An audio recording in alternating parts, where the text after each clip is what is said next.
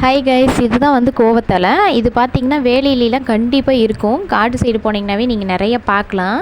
எங்கே வேணாலும் இருக்கும். இந்த தலை உங்களுக்கு கிடச்சதுன்னா கண்டிப்பாக மிஸ் பண்ணவே பண்ணிடாதீங்க. நான் எப்போவுமே எங்கள் அம்மா வீட்டுக்கு வந்தால் வேலியிலாம் எங்கேயாவது இருக்குதுன்னு சொல்லி கண்டிப்பாக நான் வாட்ச் பண்ணிகிட்டே இருப்பேன். கிடச்சதுன்னா விடவும் மாட்டேன்.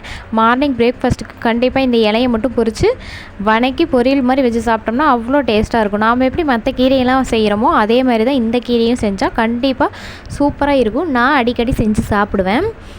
எங்கள் வீட்டில் வந்து அவங்களுக்கும் செஞ்சு கொடுப்பேன், சாப்பிடுவாங்க. டேஸ்ட்டாக இருக்குதுன்னு தான் சொல்லுவாங்க. அதே மாதிரி வாழைக்காய் கிடைக்கல பஜ்ஜி போடுறதுக்கு அப்படின்னா நாங்கள் வந்து இந்த இலையில கண்டிப்பாக பஜ்ஜி போட்டு சாப்பிட்ருக்குறோம். அது வந்து சூப்பராகவும் இருக்கும், ரொம்ப ஹெல்த்தியான ஃபுட்டும் கூட. இதில் வந்து ஒரு காய் இருக்கும். அதே மாதிரி அந்த பழம், அந்த காய் வந்து பழுத்துதுன்னா ரெட் கலரில் இருக்கும். கோவப்பழமாட்டே இருக்குது, மூக்கு செவந்துருச்சு அப்படின்னு சொல்கிறாங்கல்ல, அது வந்து இந்த இலையை வச்சு தான் சொல்லுவாங்க.